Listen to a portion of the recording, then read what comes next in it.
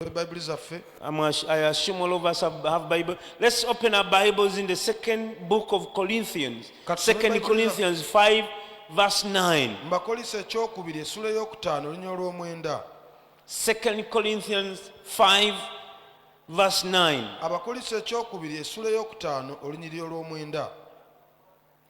And if the sound, you can reduce on the monitors a little bit. 2 Corinthians 5, 9 to 11, the Bible says, "Therefore we make it our aim, whether present or absent, to be well-pleasing to him." Nti era kyetuva tufuba obanga tukyali muno obanga tuli wala okusiimibwa ye. For we must all appear before the judgment seat of Christ, that each one may receive the things done in the body according to what he has done, whether good or bad. Nti kubanga ffenna kiritugwanira okulabisibwa kubanga ffenna kitugwanira okulabisibwa Kristo waalisalira omusango, buli muntu aweebwe ye bye yakola mu mubiri nga bwe yakola, oba birungi oba bibi. Knowing that therefore the terror of the Lord, we persuade men, but we are well known to God, and I also trust we are known in your consciences. Nti kale bwe tumanya entiisa ya Mukama waffe, tusendasenda abantu naye tulabisibwa eri Katonda, era nsuubira nga tulabisibwa ne mu mwoyo gwammwe. I want you to underline verse 10. Njagala osaze ku lunyiro lw'ekkumi. For we must all appear before the judgment seat of Christ.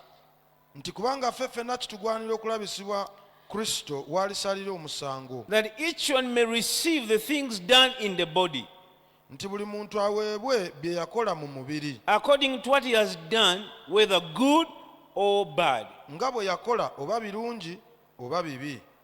In other words, mu ngeri endala, the Bible, last Wednesday, I started speaking to you about serving God. olwokusatu olwaggwa nayogerako nammwe ku kuweereza Mukama, Ministry. obuweereza. And hopefully many of you are joining ministry. Era nsuubira bangi kumwe mwegatta ku buweereza. I'm challenging the many of you that I see. You used to be active in ministry, but for some reason you dropped out. Nsoomooza bangi kumwe be nalaba edda nga mwalina amaanyi mu buweereza kati ate mwabivaamu. We all have excuses. Ffenna tulina I ebyokwekwasa. could have 1,000 excuses. Nnyinza n'okuba n'olukumi ku zo. Someone told me Omuntu omu yaŋŋamba it is what people said nti abantu kye baagamba that caused me to abandon ministry. kyekyandeetera okuva mu buweereza. Some of you may even say it's what the pastor said. Abamu mugamba musumba alina kye yayogera nze ekyangoba mu buweereza.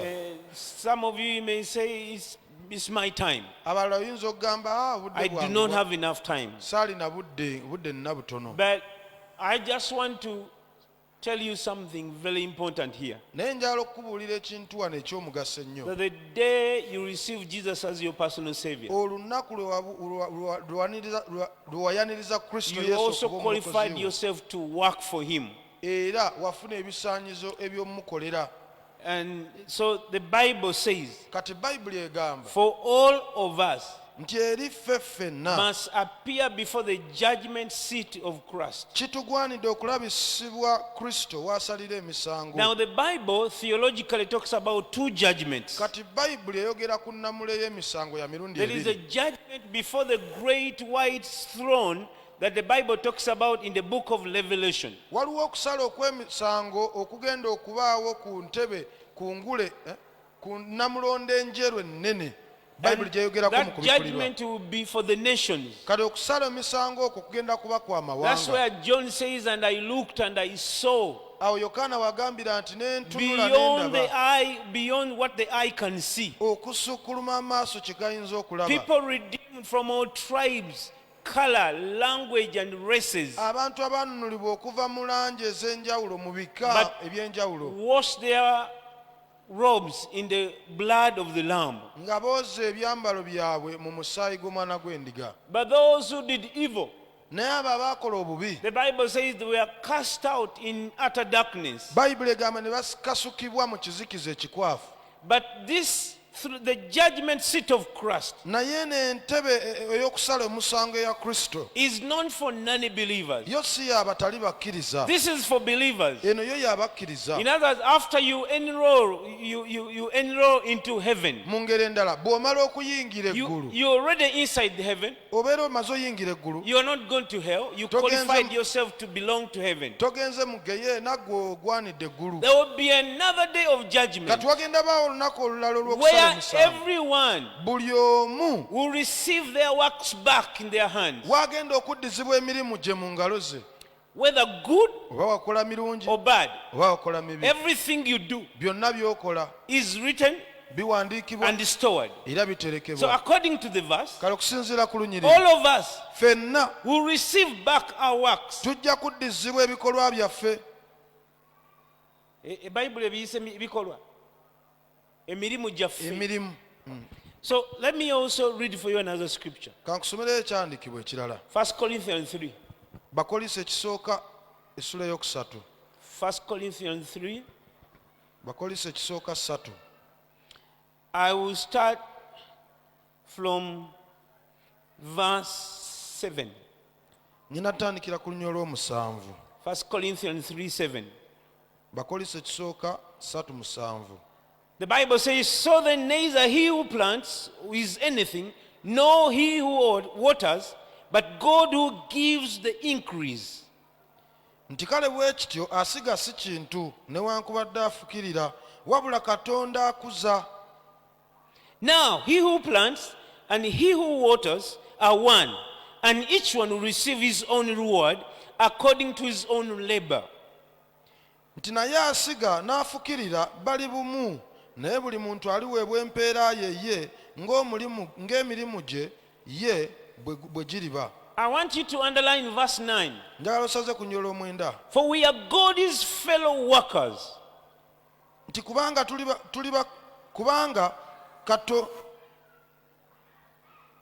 katonda tuli bakozi banne. You are God's field. You are God's building. muli nnimiro ya katonda, muli nnyumba ya katonda. We are God's fellow what? workers. Workers. You are God's field. nti oli nnimiro ya You are katonda, God's building. oli nnyumba ya Verse katonda. 10. According to the grace of God which was given to me as a wise master builder, I have laid the foundation, and another builds on it. But let each one take heed how he builds on it. nti ng'ekisa kya katonda bwe kiri kye naweebwa ng'omukoza w'abazimbi ow'amagezi, nasima omusingi n'omulala n'azimbako, naye buli muntu yeekuumenga bw'azimbako. For no other foundation can anyone lay than that which is laid, which is Jesus Christ. nti kubanga tewali muntu ayinza kusima musingi mulala wabula ogwo ogwasimibwa ye Yesu Kristo. Verse 12. nyola 12. Now if anyone builds on this foundation with gold, silver, precious stones, wood, hay, straw, nti naye omuntu yenna bw'azimbanga ku musingi ogwo zaabu, feeza, amayinja ag'omuwendo omungi, emiti, essubi, ebisasiro, for each one's work will become clear, for the day will declare it, because it will be revealed by fire, and the fire will test each one's work of what sort it is. nti omuliro gwa buli muntu, omulimu gwa buli muntu gulirabisibwa, kubanga olunaku luli gwolesa, kubanga gulibikkulwa mu muliro, n'omuliro gwennyini gulikema omulimu ogwa buli muntu bwe gufaanana. If anyone's work which has built is on it endures, he will receive a reward. omulimu ogwa buli muntu gwe yazimbako bwe gulibeererawo aliweebwa empeera. If anyone's work is burnt, he will suffer loss, but he himself will be saved, yet so as through fire. omulimu ogwa buli muntu bwe gulyokebwa alifiirwa, naye ye yennyini alirokoka, naye bw'ati kuyita mu muliro. Did you see verse 13? Olunya olw'13 olulabye Now each one whose work will become clear, for the day will declare. nti omulimu ogwa buli muntu gulirabisibwa kubanga olunaku luli gwolesa. Which day is he talking about? Lunaku ki olwo lwayogerako? The day will all stand before the judgment seat of Christ. lwe lunaku luli ffenna lwe tujja okuyimirira mu maaso g'entebe It esala will emisango be ya a Kristo. day for accountability. Lujja kuba lunaku lwa It will kuwambalirira. be a day to open books. Lujja kuba lunaku lwa kubikkula bitabo. Whatever you did after you got saved Kyonna kye wakola ng'omaze okulokoka is recorded. And the Bible in 1 Corinthians, 2 Corinthians 5 said, biwandiikibwa era bayibuli mu bakolesa ekyokubiri 5 it is egambye already stored up. nti So before the Lord on the judgment day, kati mu maaso ga Mukama ku lunaku olw'okusala omusango, before the judgment seat of Christ, mu maaso g'entebe esala emisango eya Kristo, our work should be brought out of the store. emirimu gyaffe gijja kuggibwayo mu tterekero And you shall hold your work in your hand. era ojja gikwata mu ngalo zo. So this reminds me of one of the dreams Apostle Peter used to tell us. Kino kinzikiza ebimu ku birooto Apostle Peter kye yatugambanga. Those of you that remember these dreams, Abajjukira ebirooto bino, when the Lord took Peter to heaven, Katonda bwe yatwala Peter he told me that the yaŋŋamba Lord took him through the gates of heaven. nti Mukama yamuyisa mu wankaaki z'eggulu, And when he went through, era bwe yaziyitamu he went to some place that looked like empty land. n'agenda mu kifo ekirabika ng'olukalu, But there were houses naye nga mulimu of amayumba all sorts. ag'ebika eby'enjawulo, Some were on the foundation, agamu nga gali ku misingi, some were half built, agamu nga gatuuse wakati some were awo, roofed, amalala nga gaserekebwa, some were being plastered, amalala nga gakubwa some pulasita, were being painted. amalala nga bagasiiga langi. And beside those houses, Kyokka nga ku mabbali g'ennyumba there were ezo also empty plots of land nga waliwo ne puloti enkalu that looked like an estate that was ready to be built on. ng'eringa esiteeti eri awo yeetegese And ogizimbako. so the Lord was to explain to him Kati Mukama n'amunnyonnyola that the day anyone gets saved, nti olunaku omuntu lwalokoka bw'ati, their names are written in the book of life. amannya ge gawandiikibwa mu kitabo ky'abalamu. And immediately your name is written in the book of life. Era mbagirawo erinnya lyo kasita baliwandiika mu kitabo They ky'abalamu. measure a piece of land for you where your house will be built. Ne bakupimira poloti yo ennyumba yo weerizimbibwa. Each one whose house is built by the ministry they do. Buli omu ennyumba ye ezimbibwa buweereza bw'akola. And the Lord was very specific to Peter. Era Mukama yali mukaatirivu He nnyo. said, if I called you to do something, N'amugamba bwe mbanga nakuyita okola to ekintu, be a pastor, okuba omusumba, and then you became an apostle, ate gwe n'okola butume, the angels will not build your house because you are not doing what is required of you. bamalayika tebajja zimba nnyumba yo kubanga tokola kyakutumibwa. Your ministry is very specific. Obuweereza bwe bannaaye bwa nsonga nnyo. I did not choose my ministry, Nze saasalawo buweereza and no bwange. one does. Tewali akikola. The Lord assigned each one of us a particular specific kind of ministry. Katonda buli omu ku ffe yamuwa obuweereza nga bwawukana ku So bw'abalala. we do not serve the Lord out of excitement. Kati Katonda tumuweereza lwa kucamuka We bucamu. serve the Lord from a place of obedience. Tumuweereza ng'ekitutuma kugonda. And so, N'olwekyo the day of judgment, olunaku olw'okusala omusango, every ministry shall be tested. buli buweereza bugenda So kugezesebwa. I wrote and I kept that dream in my head. Ekirooto ekyo nakitereka bulungi mu mutwe Then gwange. in the same dream Peter had, Mu kirooto kye kimu Apostle he Peter told me the kyeyafuna. Lord took him to a place, Yaŋŋamba Mukama yamutwala mu kifo. and there was some kind of what do you call some kind of a tunnel, Nga waliwo ng'empuku. and that tunnel was on fire. Kati ng'empuku erimu omuliro. And there was fire, but there was an opening. Waliwo omuliro naye nga waliwo ate w'osobola And oyita. he saw people lining up to go through this tunnel. N'alaba abantu nga basimba layini bayite mu mpuku In his eno. dream, he saw people with luggages over their heads. Mu kirooto ekyo yalaba abantu nga beetisse emigugu ku mitwe gyabwe. And everyone was supposed to go through this tunnel. Era buli omu ng'alina okuyita mu mpuku eno. And on the other side, Kati eri gye ggwera there were two lines of angels. nga waliyo bamalayika nabo bali mu layini bbiri. And there were some on the left abamu nga bali ku ddyo and some on the right. abalala nga bali ku kkono. So as people came in Kati abantu nga bwe bayingira through the tunnel, okuyita mu mpuku, Peter told me that he understood the luggages over their heads yaŋŋamba nti yategeera emigugu egyali ku mitwe gyabwe to be the ministry they had accomplished in life. bwe bwali obuweereza bwe baali bakoze mu bulamu. And so you take your work Kati n'okwata emirimu gyo, and go through the kati tunnel ng'olina okukwata emirimu and you gyo go through the fire. oyite mu ttanuulu eno. If your work is burnt, Bw'ovaayo ng'emugugu gwo gwokeddwa, you come out alive. ovaayo ng'oli This is mulamu. already in heaven, not in hell. Bannaye kino kiri mu ggulu si mu geena. You go out. Ofulumayo, If your work is totally burnt, emirimu gyo egiba gyokereddwa ddala, the angels on the left receive you bamalayika ab'oku kkono be and bakukwata they take you to a place in heaven ne bakutwala mu ggulu mu that kifo looks like it's abandoned. ekirabika nga kyalekebwawo. And it's the water is being cut off, the power is being cut off, Teri mazzi, teri masannyalaze, but it's in heaven. naye nga nakyo kiri mu ggulu. It's a little bit not nice.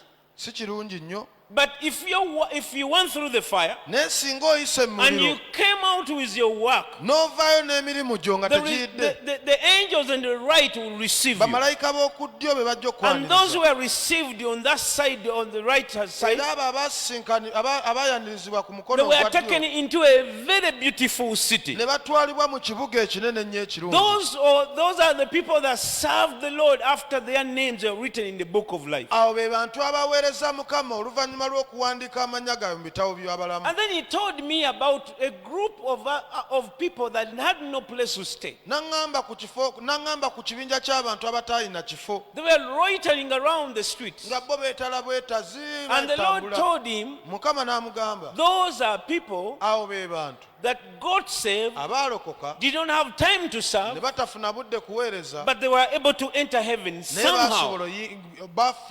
basobola oyingira Somehow, eggulu. someone led them to the Lord Waliwo eyabalungamya in their last minute. okulokoka mu on their ssaawa esembayo. deathbed. Oba baali ku kitanda Some kubafiira, of them were very evil, abamu baali babi nnyo, but they got a chance to hear the name of Jesus. naye n'afuna omukisa okuwulira erinnya God lya Yesu saved. n'alokoka. In the next hour, they entered Mu heaven. ssaawa eddako n'ayingira They eggulu. did not have time to work for what we are reading about Kati here. nga ye teyafuna budde buteeka mu nkola bino bye tusomako. But did you see that? Did you see that in one of the verses that every work Naye ebyo shall birabyo- be rewarded? Bayibuli egambye nti buli mulimu guliweebwa empeera. Did you see that in your Bible? Every work shall be rewarded. Buli mulimu guliweebwa empeera. And so I'm telling you, church, Kati mbabuulira kanisa, the judgment seat of Christ, entebe ey'okusala omusango ya Kristo it will not be a judgment whether you go to hell, whether you go to heaven. tegenda kuba kusalawo oba ogenda mu geyeena oba ggwe oli waggulu. This is already in heaven. Kino olwedde kiri mu ggulu.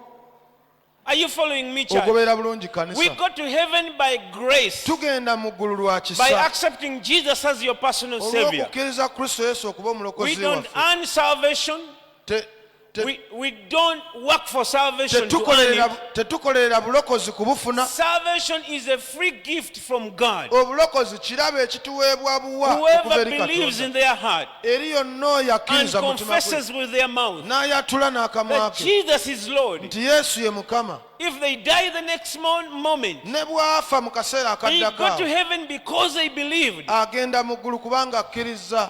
But to have a reward in heaven, Naye okuba n'empeera mu ggulu it will depend on your obedience after the day of your salvation. kijja kusinziira ku kugonda kwo oba okugonda kwo oluvannyuma lw'okulokoka. So Peter told me Kati Peter that he yaŋŋamba saw some empty plots, tinalabayo puloti enkalu, and the angels are sitting there. bamalayika nga batudde omwo They are waiting for construction materials, balinda ebizimbisibwa but nothing is ebizimba, coming. naye nga tewali kijja. And the Lord was telling him Mukama ng'amugamba that's because those people nti abo got saved baalokoka and they refused to do ministry. ne bagaana okuweereza. Mungoberera abooluganda. Are you following me, brothers and sisters? Jesus was clear. Yesu yali He said, mukakativu nnyo, yagamba if you left anything to serve me, singa olina kye weeresa you n'ompeereza shall you shall receive 100-fold ojja here, kiweebwa 10 ku nsi 100 in the life to come. 10 mu ggulu. There is a reward Waliwo for empeera those who serve the Lord. eri abaweereza We don't serve Katonda. in vain. Tetuweerereza bwa buwa. Paul says, Pawulo agamba your good work emirimu gye is emirungi not in vain. si gya bwereere. Are you following me, church? Ogobeera bulungi. I'm amazed by how many people have abandoned their work of stations. Neewuunyisibwa abantu bameka abaleseewo emirimu gyabwe. And I'm going, then what will be the celebration for you in heaven? Kati ogenda kujagulizibwako kiggwe mu ggulu. Those of you that have never been given a reward, Abantu nga toweebwangako you don't know mpeera. the feeling, you don't know what it means. Tomanyi kye kitegeeza kuweebwa mpeera. I don't remember what I did when I was in primary 7 or 6. Sijjukira ki kye nakola mu P7 oba P6. I used to be first in, I used to be last in P2. Mu P2 nze But I was first in nalinga P3. nsemba. Naye mu P3 nze That's a nakulembera. very big contrast, right? Ebyo tebikwatagana. Last in P2, Nze first nasemba in mu P3. ate mu P3 So from nekulembera. P3, P4, P5, P6, I was always first. Kati P3, P4, P5, P6 nze And in nakulemberanga. the last term, Kati mu ttaamu esembayo they will give out gifts nga bagaba ebirabo of recognition to the best students, eby'abaana abasinze okukola obulungi, the best behaved, abasinze okweyisa obulungi, timekeepers, abakuumye obulungi obudde, the best academicians. abasinze okusoma And so obulungi I ebitabo. remember those moments Kanzijukira akaseera when the ako whole school line up, we had about Yes. 700 to 1,000 essomero lyonna bwe kids, lyasimbanga ku asembule ku paleedi, about 1,000 kids. baana nga 1,000 And the lulamba. teachers will stand up here. Abasomesa ne bayimirira And they waggulu will wano. go from class to Ne class. bagenda nga basoma kibiina ku Now kibiina. P3, Kati P3 the best and the first. asinze era And they will abasinze read your name. ne basoma erinnya And the lyo. whole school, Essomero lyonna even your enemies, n'abalabe bo who have to clap their hands nga for balina you. okukubira It engalo. is a great feeling Bannayo owulira to be bulungi appreciated. okusiimibwa. It is a great feeling Waliwo okuwulira to okulungi, hear your name read. okuwulira erinnya lyo nga balisoma. Hey, mmwe be batasomangako temubimanyi. You has never been rewarded, you don't Naye understand kati nze this. mbitegeera But for me, I kubanga understand bwe it. bansomanga Because abantu bonna mbasinze. When I was read and I was best, One time they told me, they read me as one of the best sportsmen in that primary school. olumu bansomanga munnabyamizannyo And asinze mu they gave ssomero, me a small book. ne bampa akatabo akatono And it was written by a Russian man. kawandiikibwa musajja mu Russia. I still have the book. Nkyakalina This is primary. How many years ago? mingi. I don't even remember. I still have the book. Nkyalina akatabo ako You know bakapa what? primary. Omanyi It's the lwaki? reward. Kubanga mpeera It's a recognition. kwali kulabibwa That the kusibwamu school where I kitiibwa. went, Essomero gye They were nasomera watching everything I was baali doing. balaba buli kye They were nali nkola, appreciating every small detail of baali my life. basiima buli kantu And akatono it's a omulamu bwange. reminder for me Era kino kye that if kinzijukiza you work bulijjo hard, nti bw'okola ennyo my work is not in vain. omulimu gwange si gwa bwereere. Era mmwe kati era mbasaasidde.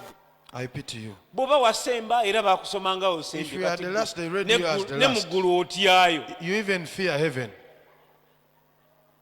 Tusoma abasaana abasoose wansi. We read the best from behind. Naaki, Na- n'aba, Naba. nga abo nga ne zero tebagijjaayo. They don't even get the zero. Abo baali tebamanyi na kuwandiika mannya Those gaabwe. one didn't know how to write their names. Naye for me, Naye nze the Lord gave me grace Katonda yampa to ekisa be best in many things. okubeera asinga mu To bintu be bingi. a best sportsman in a school of about over 700 kids. Okubeera munnabyamizannyo asinga mu ssomero eririmu abaana abawera It olusanvu. is not because they liked me. Si lwakubanga banjagala I remember bwagazi. it came out of hard work. Namanya gyali mirimu. My sports teacher Omusomesa wange used to ow'ebyemizannyo come by 6. yajjanga saa 12. So by 6 you had to be in the field. Kati 12 olina kuba mu He would kisaawe. he would tell us to take off our shirts Ng'atugamba ne tugyamu and essaati roll in the ne grass. twetooloolera mu muddo And ogwo. that morning dew, Era Hey. omusulo ogwo we would ogw'okumakya start running around the field. n'otandika okuddukira mu kisaawe. And we became very strong in our Ne bodies. tufuuka b'amaanyi nnyo mu So mibiri I was gyaffe. doing athletics. Kale nali I nziruka, was playing football. nali nzannya okuzannya omupiira. I was doing everything that was there to do for the Nali school. nkola byonna ebyetaagisa okukolebwa I okukolera essomero. made sure that my school came first in every Era nga competition. nkakasa nti essomero lyange lye lisinga mu buli kuwakanya But it okubaawo. came out of hard work. Naye kwali kukola nnyo. I had to leave the house Nalinonga okuva mu nnyumba by 5 to walk in the dark, ssaawa 11 ntambulire mu so I kizikiza can be at school by 6. nsobole okutuuka ku ssomero ssaawa 10. Was anyone paying me? No. waliwo yali ansasula nedda. I was self-motivated Nze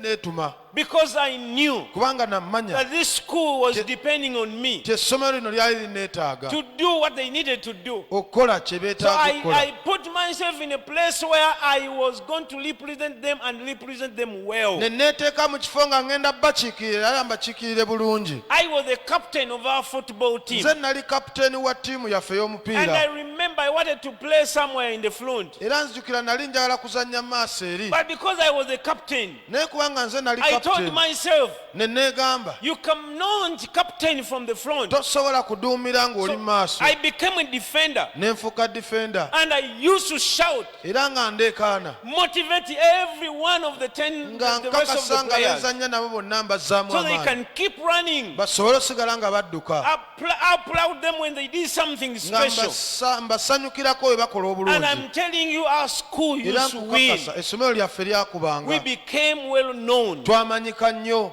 for beating other schools olw'okukuba amasomero amalala in sports. mu byemizannyo. Why? We lwaki had determined Kubanga twali 11 boys tubaliridde. in our school team. twalina abaana 11 abaali bamaliridde mu ssomero lyaffe. And one of them is a pastor, my good friend. omu ku bo musumba mukwano gwange nnyo And I'm telling you, era nkubuulira it came out of hard work. kwali kukola nnyo namaanyi. So when the Bible is talking about ministry, kati bayibuli bweyogera ku ladies buweereza and gentlemen, bassebo ne it is bannyabo a privilege for you to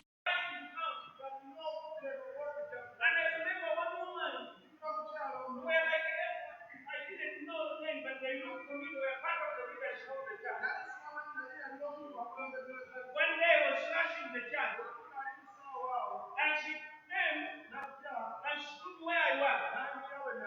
Yangaba muganda mwana gwe. Kwani amanyako. Nemugamba neka soki. Nemugamba toyina wamwe.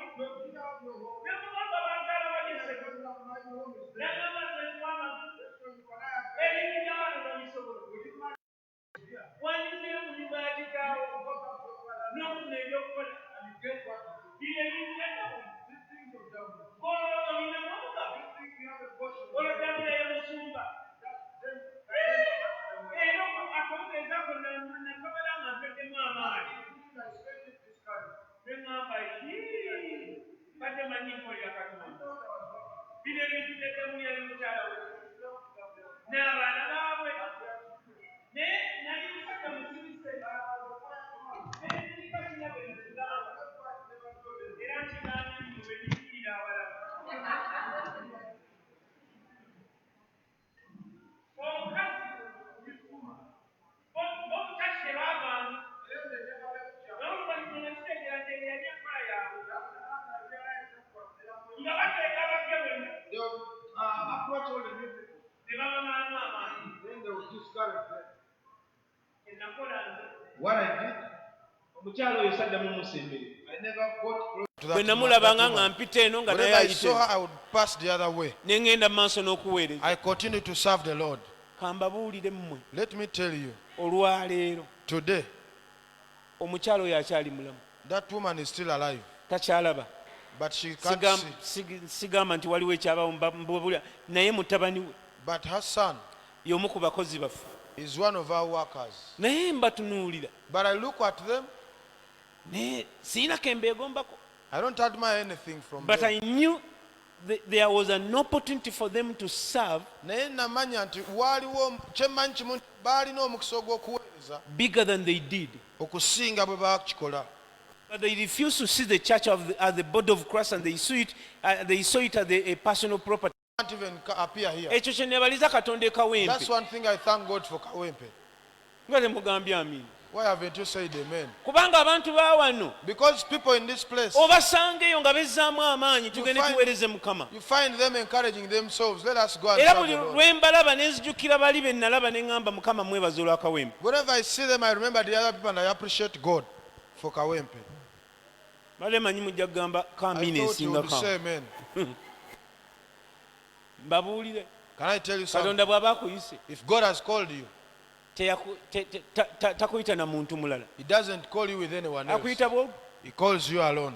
kati bw'ogenda ononooza Now, if you go looking for ng'olwobuweereza people, bukulemye then you have failed. abantu basobola okugamba ebintu nsobola People can tell you n'okunyumizayo stuff. abalala I can even tell you about a few. omukazi oyo That woman teyaddamu kumbuuza never greeted me again. era n'abasumba saabagamba nti oyo alina kye I yaŋŋamba never told the pastors that she said anything to me. naye nagenda maaso ne nva mu kusaawa ne But I nnyingira went on. nenkola ebintu byonna nga bwe nabanyumiza ku lwokusatu. I did everything for the church there was to do. Nakola byonna ebyali biriwo ebyali byetaaga okukola nga mbikolera ekkanisa. I was available for my pastors to send anywhere. Naliwo ku lw'abasumba I bange was okuntuma willing ewantu to yonna. do anything. Nga ndi mumalirivu okukola kintu kyonna. Anyone who was complaining Omuntu yenna eyali did yeemulugunya not become my friend. teyafuuka I mukwano remember gwange. we had a guy Jjukira twalina that was omuwala playing a keyboard. egaye yali akuba Ye keyboard. ng'ajja bamusasudde For him he had to be paid for him to ng'atali play. ogu bw'ati And mu he church was only one in nga church. tetulina wadde agigegenya. We didn't have anyone who tries. Kati bwe nalaba abonyabonya nnyo ekkanisa When I saw that he's disturbing the church, ne ŋŋamba ngenda kuyiga I ennanga said, no, I'm going to learn ne the mugamba keyboard. njigiriza I told him, teach me. naŋŋamba buli lusoma lwa mutwalo Then he told me every class is 10,000. ne nzirayo eri ku kyalo gye I nasulanga went back to my ne village. nsima ebinnya I dug pits. ne nkuŋŋaanya omutwalo I collected ne 10,000. ngumuweereza I gave it to him. n'ajja n'anteerako Then he came and tuned it for me. n'andaga nti eyase He showed me that it is on. n'aŋŋamba akati tumaze ekyo kiwedde Then he katoyize told me, now bagiteekako you have learned how to turn it on. ne mwegayirira tunaddamu ddi I tunasirina pleaded, budde when are we going to repeat it, to learn again? paka olwo yaŋŋamba akakati mitwalo ebiri Until he told me, now it is 20,000. neera ne ŋŋenda ne nginoonya Still I went and looked for that n'enkola money. n'engalo I zange worked with my hands. ng'ekinjigisa ennanga The reason why I was learning kubanga to nali play njagala the ntandika keyboard, okuba mu bible study because I wanted to start playing it in the kubanga ye Bible nga study. tabeerawo Because for him, he wasn't around always. sebo nesiba ku musajja He nanjigiriza bukki buli buna nakati nkyabujjukira he taught me 4 keys and I still remember them. era awo ennakoma That's where I stopped. naye sebo obwo bwannyamba bwe tugenda emasulita ne But mukyala kasozi when we went to Masulita with Mrs. Kasozi, nga nze mukubi w'ennanga mu ggombola yonna I was the pianist in the whole nga entire manyi Gombolola. kinnya I knew 4 ate keys. katonda yannyamba And God helped me. nga robina mwayimbira zekkize mmanyi kati mmwe museka wano naye ab'emasulita ffe twali bakabi For nnyo you are laughing here, but in Masulita we are very good. nagenda nga njiza okutuninga ebyuma I knew how to tune to the manyi machines. okukola buli kintu kyonna mu kyaki I knew how to do everything in church. ekkanisa y'emasulita okutandika For the church of Masulita to kati start. ng'olwesande Now on Sunday, tubiteekako ne mbituninga we would put the machines and I set them ne up. ntandika okukuba Then I start playing. mukyala wange n'akulembera ettendo My wife will lead the praise. n'akulembera Then n'okusinza she will also lead ate the nga worship. mbikuba bulungi And I would play it well. era abavubuka kwe okujja ne bajja ne baŋŋamba Then the busumba youths came and tuyigirize told him, Pastor, Musumba teach us. Pastor, teach us. omuvubuka omu yajjako nawana ennaku ezo One of them came here. He's called bamukazaako robert munanga ekyamukazaako munanga yasula mu He's mu ruumu yange Robert Ah, ah, Munanga. yajja okuyiga ennanga He came to learn the piano. kati ne tumugamba nti eri mu ruumu awo Then we told him it is there in that room, mu sitowa yali yawaka in the store.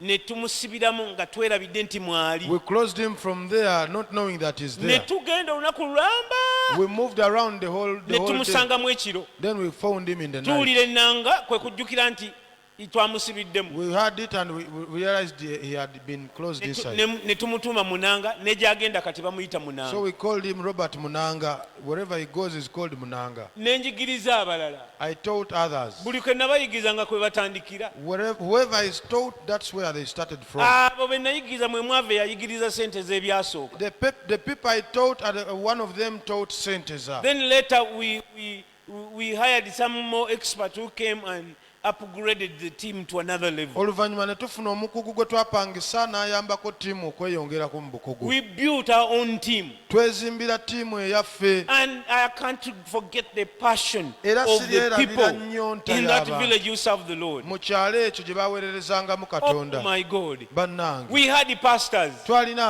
who were abasumba not the pastors nga si basumba in the church. mu kanisa They were just passionate to visit and pray naye nga for the bayayaana congregation. okusabira abantu.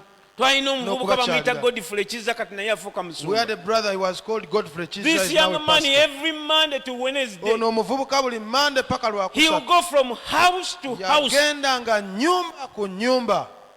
ng'atambula n'abava mayiro 5 He ng'abanoonya. would move even 5 miles away from church. Ng'agamba musumba yabagambye teyabalabye. Pastor said he didn't see you, Ate nga sinze namutuma. and yet I'm not the one who But sent the him. guy was doing a work of a pastor. Naye nga Guy akola omulimu Even before ogw'omusumba. he left Masulito not as a pastor, Masulita yavaayo nga sina but he musumba did pastoral work naye ng'akola omulimu ogw'ekisumba out of his passion. okuva mu kuyayaana kwe. Okumuyita omusumba yamala kujja wali Nansa na For him wansumba. to be called a pastor, he first started the church Era in yava e Nansana. Masulita nga tabulidde mu katuuti kaayo. In Masulita, he never preached a church. He never preached in a service. Naye ani ataamanya God? But who never knew God? Hey, ng'alambula abooluganda nju He ku would nnyumba visit brethren n'abasabira. house by Gundi house. yalwadde, Pray gundi for them. This one is yazadde, sick. gundi This one is yafudde, given back. gundi This yalamuse. one has dead. This one has risen. You know, I miss people like that.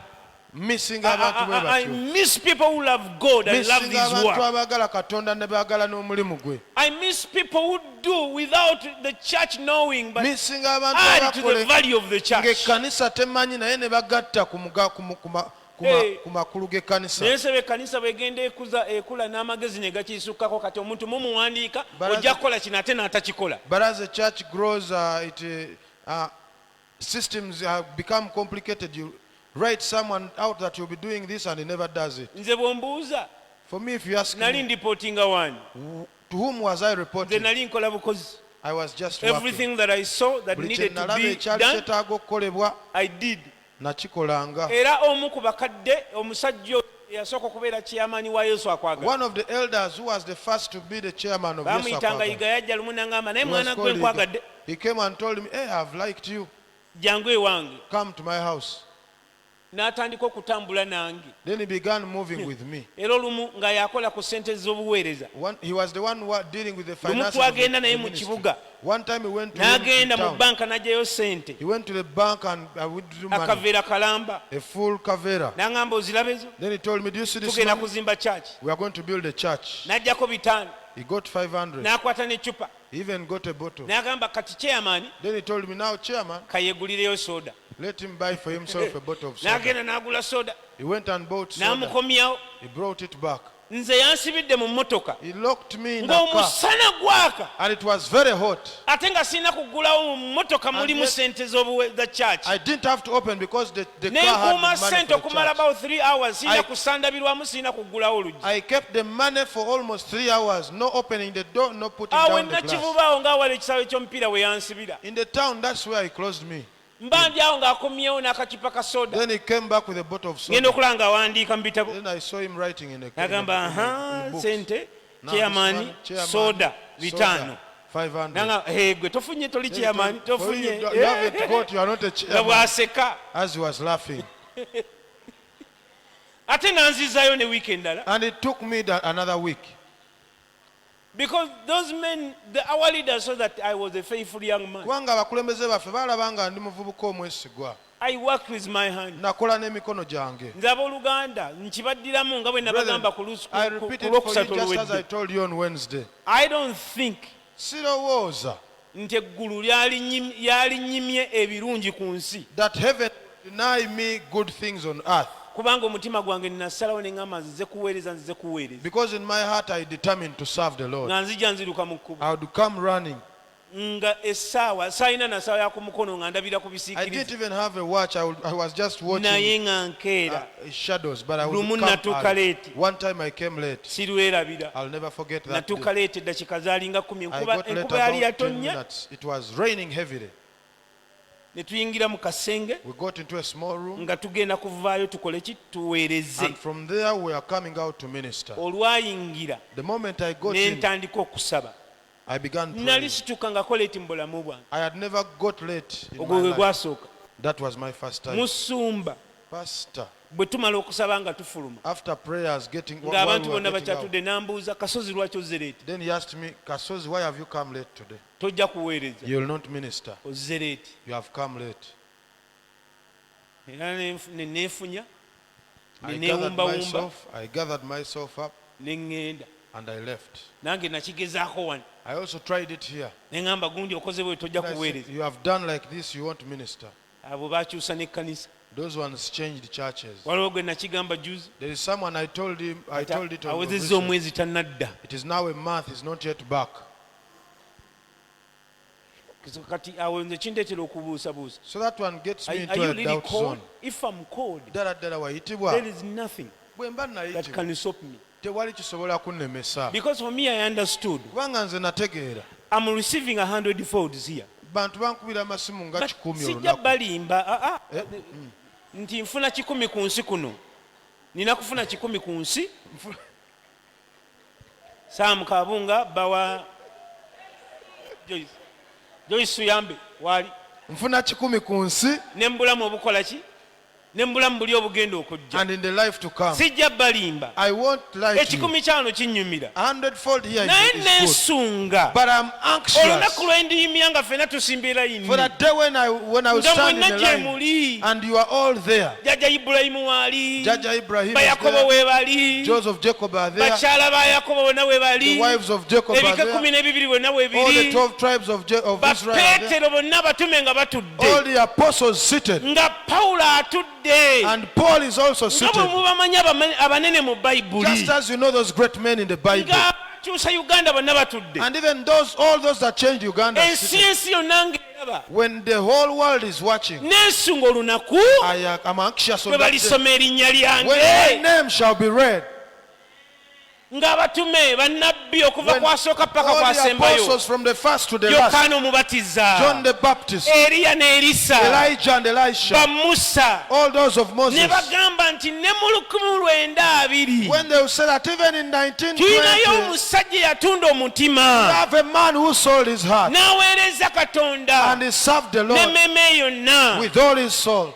ne balyoka basoma erinnya lyange Then they read my name. oba balinsitula I don't know whether I will be oba carried, naye mmanyi nti walibeerawo but I akadaala know there will be a podium kwe balinnyimiriza where I will be made to stand. ebigambo Yesu by'aliŋŋamba The words Jesus will tell me. bwe mbirowoozako nakati When binkaabya. I think of them, I even cry. Well done, Nti okoze bulungi, good omulungi and faithful servant. era omukozi omwesigwa.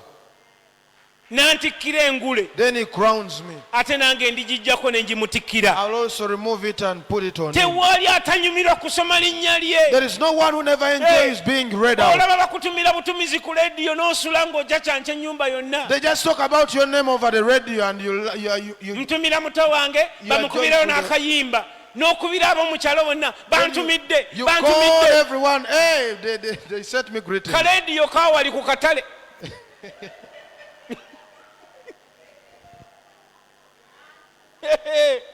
Mwekambabuulire Let me tell you, empeera gye tuliweebwa the reward will be given. si mulala aligikukwasa. No one else Yesu will ye give it mwene to you. mwene mwene. Jesus himself will give it to you. Balisoma erinnya They lyo. will read your name. Yesu alivayo n'ayimirira. Jesus will come out and stand. Oba oliba otudde mabega, Whether I will be seated oba behind, oliba otudde wa, wherever you will be seated, olivayo ne bakuleeta you will come out busimbalaala. and you will be brought in front. Bannabbi bonna ne bakyuka. All the prophets will turn. Yii, bonna be tusomako balibaayo All those that you read about will be mu there bitibwa byabwe. in their honors. Naawe ne bakusoma. Then you will also be read out. Teri atakyagala ekyo. Everyone likes that. Ebyo biva mu kuweereza Mukama abooluganda. All that comes from serving God. Era mbawa And I advise you, abooluganda mu nsi muno brethren, in this world, okuweereza Mukama kisasula. in this earth, serving God has a reward. Ndabye abantu abaweereza Mukama I've seen people who serve the Lord abaana baabwe ne baweebwa omukisa. and their children have been blessed. Ndabye abantu abatambula ne Katonda ne I've seen bamuweereza. people who have walked with the Lord and served Him, Abaana baabwe ne baweebwa omukisa. and their children have been blessed Paka ku mirembe mingi. for many generations. ndabye abantu abaagana okuweereza mukama I've seen people who refuse to serve God. ne babulwa ne webateeka They even fail to get a house where to stay. si kugenda wala nnyo abantu mu Uganda We don't need to go far. Here in tulina Uganda, famire bagiyita y'abansibambi we have a family called Nsibambi. omusajja ayitibwa nsibambi yalokoka mu East African Revival The man called Nsibambi got saved during the East African n'atambula Revival. baabuuliranga enjiri Congo, They used to Burundi, preach the gospel in Tanzania, Congo, Kenya. Burundi, Tanzania. Ebyo bemuyita East African Revival, they walked on foot Batambuzanga bigere and they used to ride bicycles. ate nga bavuga And in n'obugaali. those days, Era mu there biseera were fierce animals on the way. waabangawo ensolo enkambwe mu makubo And they used to ride bicycles, nga basota obugaali bwabwe long distances going to Congo. eŋŋendo empanvu nga bagenda e Congo And in the evening, they climb trees nga balinnya and n'emiti sleep on the akawungeezi trees. ne beebaka ku miti And start waggulu from there the next ne morning. batandikira awo enkeera But look neeraba at their grandchildren. abazzukulu baabwe.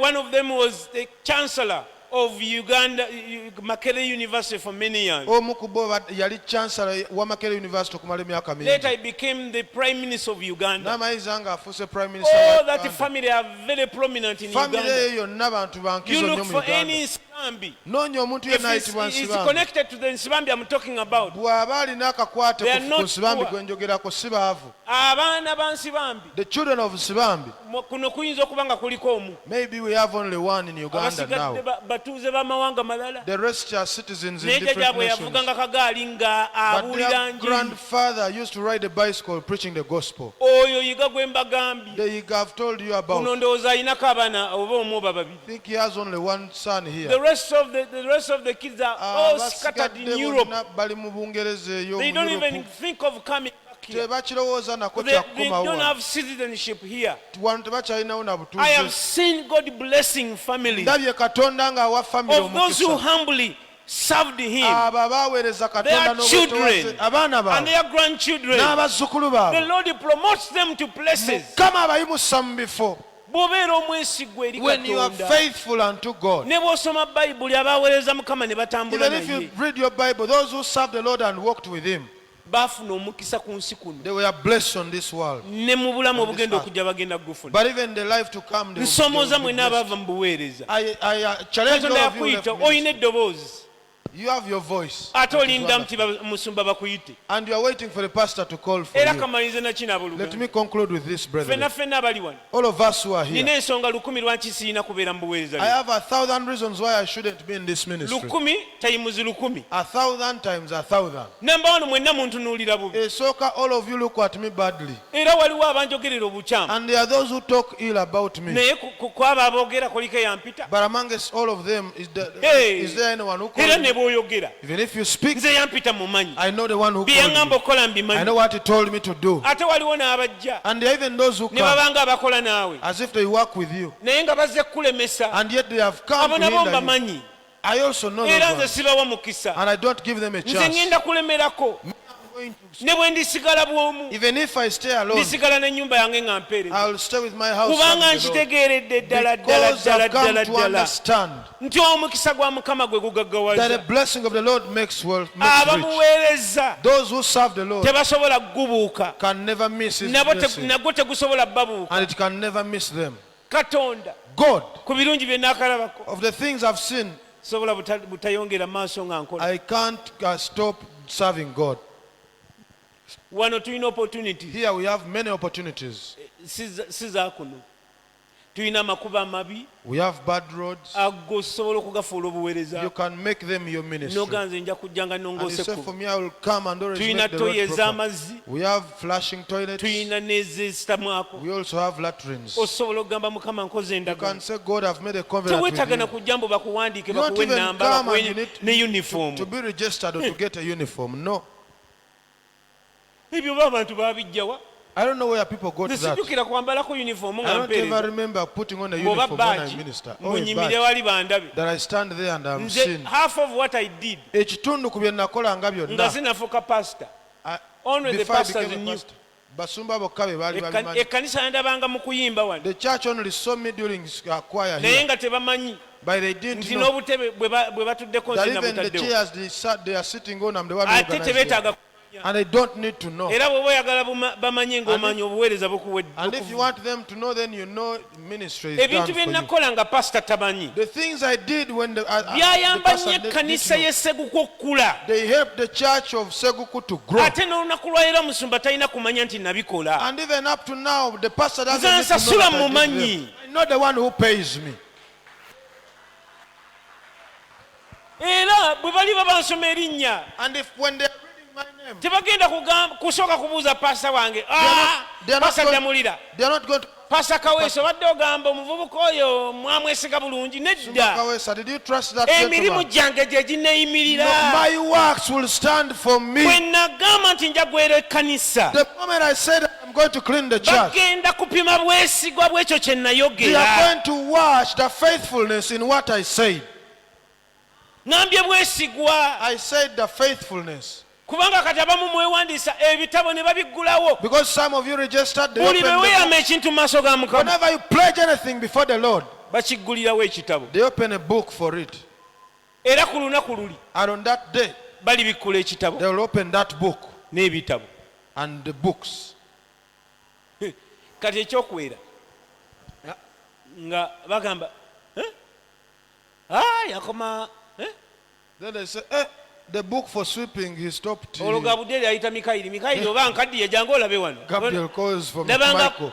2:15 As if he stopped in 2015. mwali mwezi gwa kusatu yakoma okwera In March, that's when he stopped sweeping the church. yagamba nti yali ayera Said, hey, he was sweeping.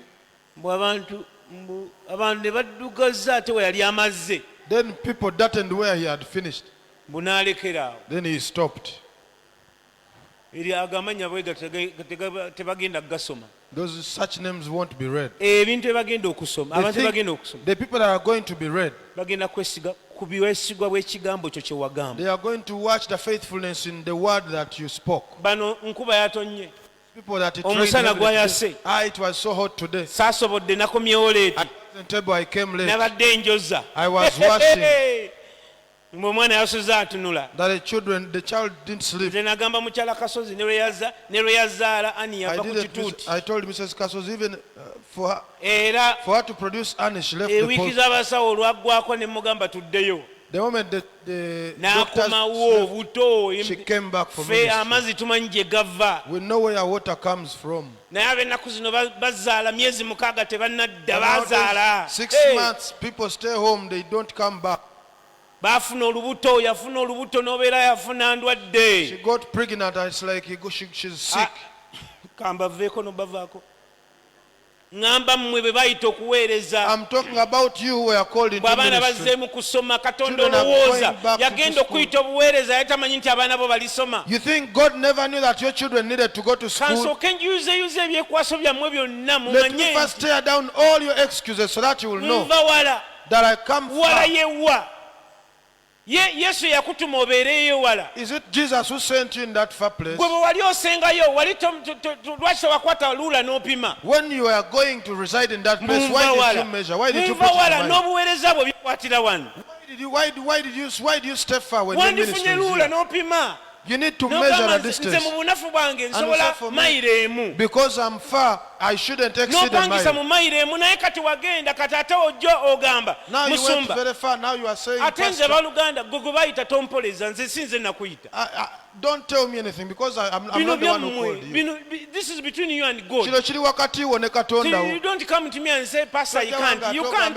Musumba What did I sisobola. ask you to do? Nakugambye kola. Heaven called you. Kati eggulu They lyaku- anointed you. ne And they bakufukako put a amafuta. prize for you. Ne bakuteerawo There is a n'empeera wano. reward if you are faithful Waliwo empeera bw'onaaba in omwesigwa this mu bulamu buno and also the life to come. n'obulamu Your obw'okujja. blessing Omukisa gwo here in this world wano ku nsi kuno depends on your faithfulness gusinziira ku bwesigwa and bwo the call God has put on your mu life. kuyitibwa Katonda kw'atadde ku bulamu bwo. Nkiddamu nga I nakyogera repeat wiiki it. I ewedde. repeated it just as I said it Abamu last ne bwe week. munaasiiba omwaka Some of guno you- gusigadde ne guggwako Even if you fast for the whole of this year, tojja kukyuka you will not change paka ng'ogonze n'okola kye bagamba until okukola you obey and do what you have been called to kubanga do. abalokole balina emitwe minene Because Balokole are so big-headed. balowooza mbu enjala bw'eneemuluma ebyenda olubuto ne ludda ku mugongo they think that mbu katonda anaawulira When he's so hungry, then God will hear. komaombwa asha Come back into ushering. ogenda oli emirundi ena olaba oba katonda Go and takole eat 4 times and see if God will not work for you. okugonda Obedience kusinga saddaaka is better than sacrifice. abalokole abajeemu tebava mu kusaba Rebellious believers are always prayerful. basiiba They fast ne baloota agaloota agabi and they get funny dreams. ng'ebyo by'oloota nga wasiibye nga bibi oba oli mu zooni ya mubi akabonero akakulaga nti okubeerawo kwa mukama kwakuleka bwe wajeema That's what shows that the presence of the Lord left you when you rebelled. we munaasirika nze Then if you kambabuulire keep quiet, amazima let me tell you the truth. muli njagala nga bukedde You love me in the morning. katonda bw'aba yagamba okukola If ekintu God told you to do something, ne bw'otaddeyo kusaba even if you don't go back and pray nakusiba ezo ennaku empanvu and fast for all those days, n'onyiikirira mu kino kye baakulagira and you put all your efforts in what was told you omukisa to do, guli mu kugonda your blessing is in tewali obedience. kyandikibwa kigamba nti omukisa There guli is mu no kusiiba scripture that says that a blessing comes from fasting. okusiiba kutuyamba kututeka mu kifo we baweerereza Fasting helps you to keep in the place where you can serve from. ne bwe munaasirika nze Even if you keep nagamba quiet for me, I've told you. ekyanzigye masulita kyekyabatta mmwe What got me from Masulita is what killed you. gonda Obey, olyoka osiibe then you can fast. naye bw'ojeema But if you rebel, ne bw'olimalako 2-2 n'ogwetegekera nti nja kugumalako nga nsiiba even if you prepare Bili to abiri fast for mugumu. 2021, oli wano oguwoomingira you are here ebintu warming up. byesibye Things are not tebitambula working up. tebiva mu kifo Things are not moving on. kubanga ne landlord naye alina Because ekyamwambala when the landlord is... ebyo byonna katonda akuzuukusa ddayo mu kifo all kyo those things, God is waking you up. Go back into your God position. uses circumstances to tell you that you have gone off track. Ebyo ebintu ebikulaga nti ovudde ku mulamwa. Ngamba mmwe be bagamba okuweereza I'm telling you people who are told to omukisa gwe serve. guli mu kugonda kukola Your kiri kye blessing tugamba is in obedience for va ku what bano you we have been bagamba told to you. mbusimanya najja None of these people who come and say, nankudaalira I came and they flattered me. ekikuyisa The reason why you are called ojja oyingire mu gurupu oweereze nga bwegwamu amalala is to serve in a group so that pride will go away. era katonda fe abamu yabaatutumye tukuyise bubi And for some of us, it is God who sends us to treat you era badly. tolowooza nti nze ndiko muzimu And don't think I have a demon on me. ndiko amafuta aganoonya amalala I am anointed to break pride n'obujeemu and rebellion n'emitwe minene and big-headedness. ge mafuta ge bampa That is nze the anointing that I was given. kati bwolaba nga Now nkunyizizza if you find that I'm sinze annoying ndiko you, ekikyamu it is not me with a problem. gwolina obusungu It is you with anger. nze sinyiize Me, I'm not angry. gwonyiize It is you who is annoyed. ate am anointed to annoy you Ate nga nze nfukiddwako amafuta kunyiiza. ne bwe munaasirika Even if you keep quiet. katonda yanteekawo God set me up kulaga nti okyalina obusungu to show you that you still have anger. era mwandibadde mungulira ennyama And you need to buy for me beef ne soda and soda. era ogenda kukuli mu nnyindo naye nga bw'ojja n'olukumi noba n'emusumba onyiizizza naye soda wuuyo amanointi Ndiko amafuta. ekyo nange nkyemanyi I also know that. waliwo oli gwe nanyiiza n'agenda mukyala ne There is beesibira mu someone nyumba ennaku ssatu annoyed. He went with the wife and they closed bo themselves in the house for 3 bennyini be days. bakomawo nga baseka They are the ones who came back laughing.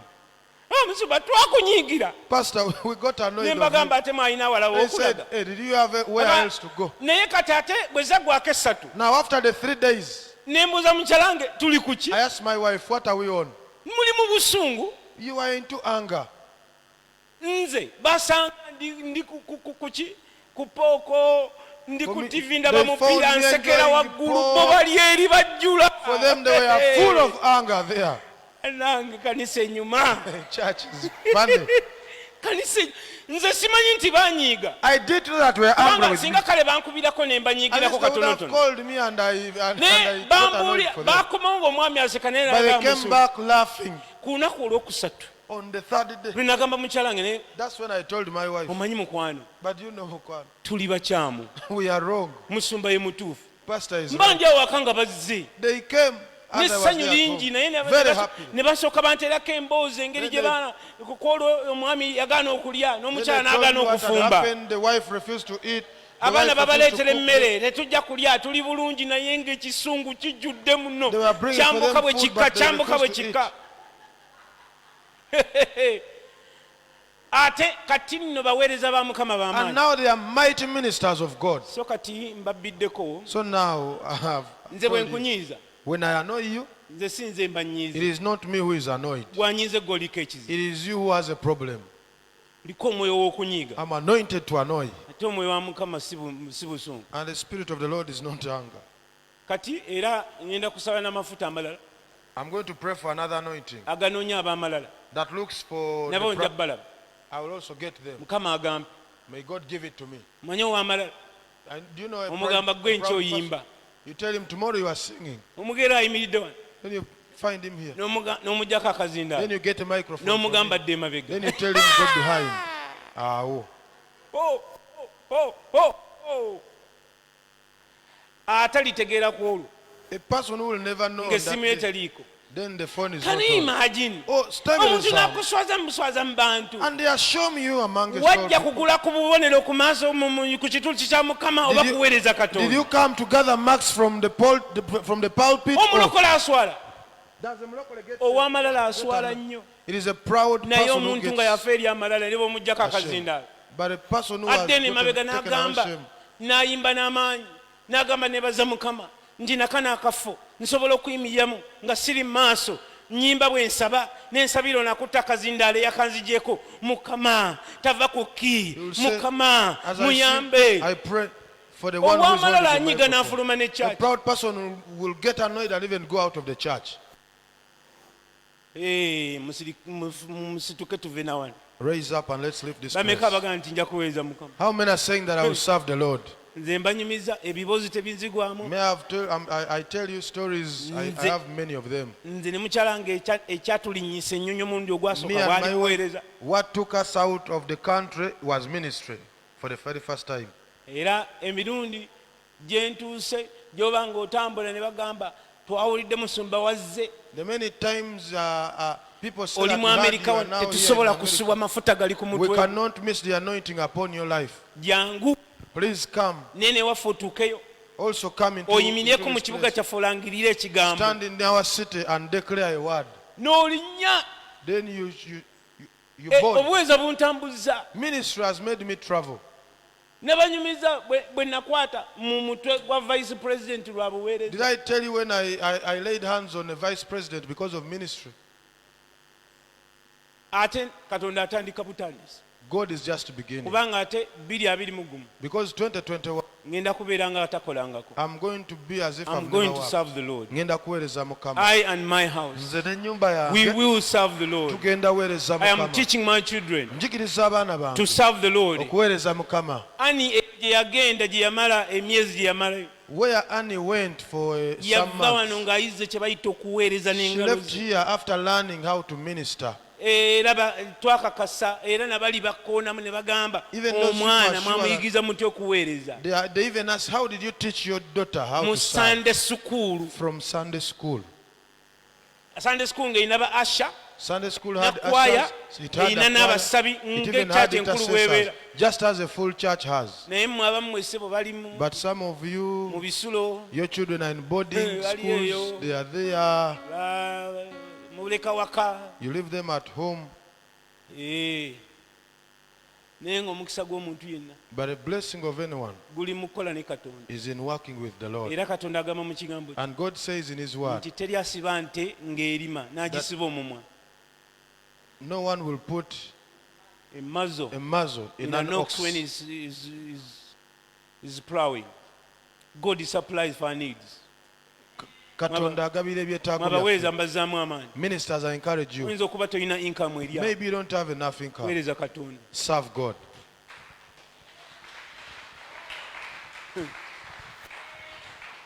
Kampa obujulizi obutankwatako. Let me testify. Twali wano mu covid We are here during COVID, nga tuweereza live services ministering in live services buli lwakusatu buli lwa Sunday. every Wednesday and every Sunday. Tebakkiriza mmotoka, tebakkiriza bodaboda. No cars, no boda bodas to Naye move. abavubuka bano mubalaba ba media But these media guys you see here, buli lunaku every lwe day twabeeranga ne service nga babeera wano. we had a service here and they were here. Naye mu covid awo But during that COVID season, mbanja awo nga Emma mukama waabwe ajjanga ngamba musumba as I was there, njagala Emma came and told kwebuuzaako me, Pastor, I want to inquire. bampadde ennyumba ngitwale. They gave me a house. Can I take it? Ne mugamba Then I told him, ogambye eki nti what did you say? bampadde ennyumba They gave me naye a njagala house. kwebuuzaako But I ngikkirize. want to ask you, can I accept it? Si muzigo. Maka. Amaka gwe togalabangako Nagala mu kifaananyi. mu kifaananyi mujje mukyaleyo gali maka olina ne woosula by the sobola kugenda ne famire sikuyise naye ojja mubuuza.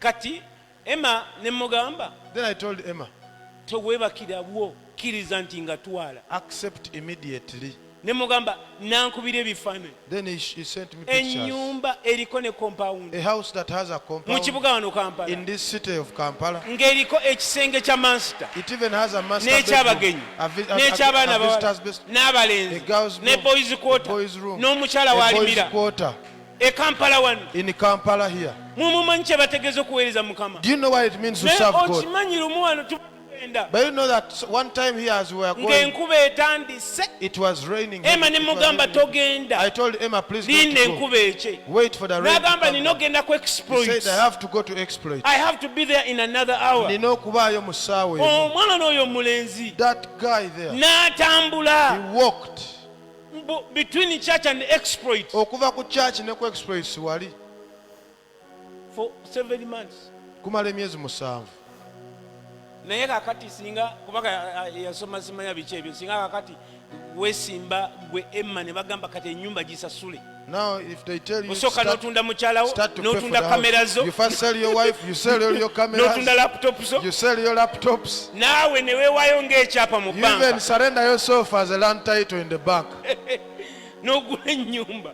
for you Naye to buy a okuweereza house. Mukama, But serving God, ndikumu abaava mu kuweereza Katonda I'm asasula. talking to you who are no longer serving, God rewards.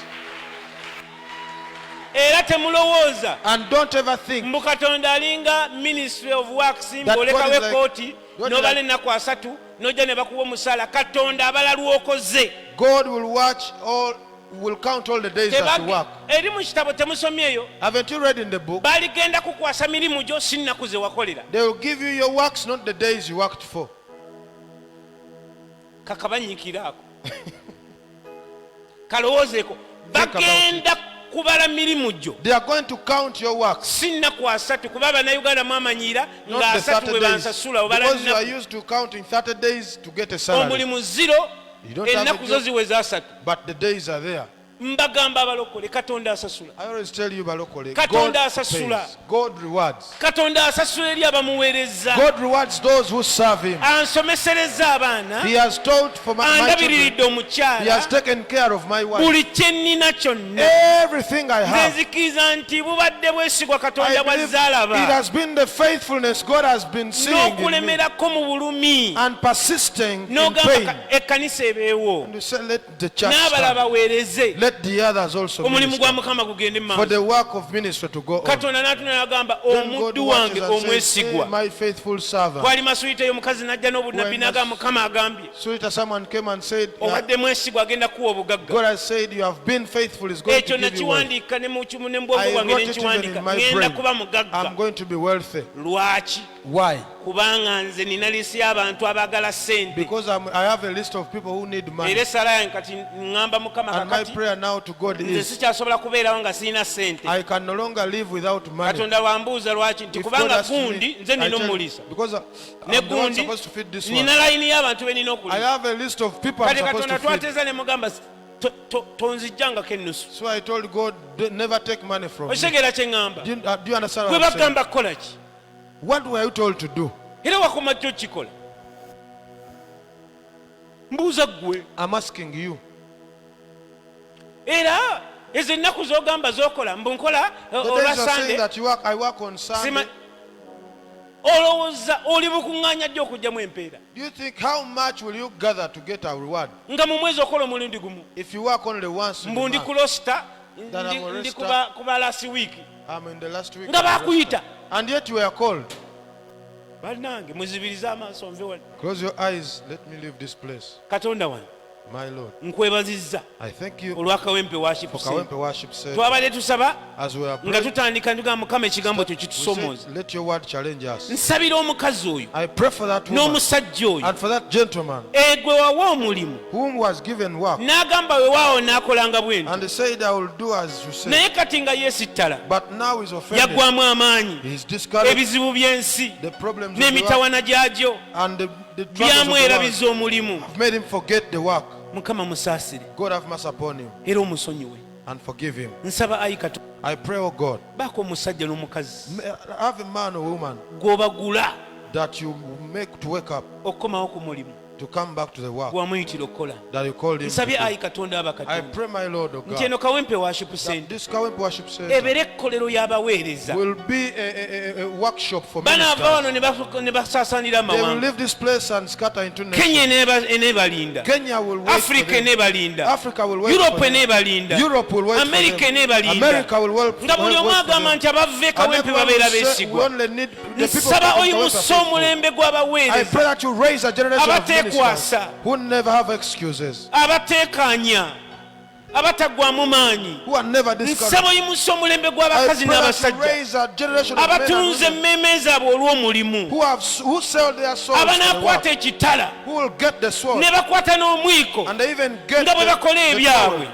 nga bwe bakola n'ebibyo But they are also doing nga bwe their balwana entalo as zaabwe they fight nga their bwe battles, bazimba n'omulimu by gwo. also building your yimusa work. abaweereza wano May you raise ab'amaanyi. ministers in this place. Nkusabye oh ayo God. omwoyo wa I pray Mukama unto your Holy teeka Spirit. okuyana kw'okuweereza May you bring mu grace kifo to kino minister unto Mukama. this place, oh God. oyimusa abayimbi, That you raise oyimusa singers, abasinza, that you raise oyimusa worshipers, ababuulizi that you b'enjiri, raise preachers of the word, abasumba, pastors, abatume, prophets, abakebezi, ushers, abeegayirizi, intercessors, abavuunula n'ababuulira, interpreters and bannabbi preachers, n'abavuunula ennimi, abakola n'engalo zaabwe Mukama, those who work with their own abakola hands, n'obwongo bwabwe. those who work with their Lift up with their an brains. army of ministers Yimusa eggye ly'abaweereza in Mukama this place mu kifo kino that are so faithful to your work. nga beesigwa eri omulimu gwo. They will be called no excuse ministers. Banaayitibwa abaweereza abateekwa. And anoint them, Father, Obafukeko not amafuta only for Kawempe, si lwa Kawempe but yokka, you scatter them all over the nations naye of God. obasaasaanye mu mawanga, Because the world kubanga ensi is waiting for the faithful ones erindiridde abeesigwa that are so passionate about your ministry. abayaayaana okuweereza. I pray that you, Kawempe, Nsabira Kawempe shall produce such enaazaala abantu abalinga in abo. Jesus' name. Mu linnya lya Yesu. In Jesus' Mu name. linnya lya Yesu. And everyone say amen. Buli omu agambeko nti amiina. Amen.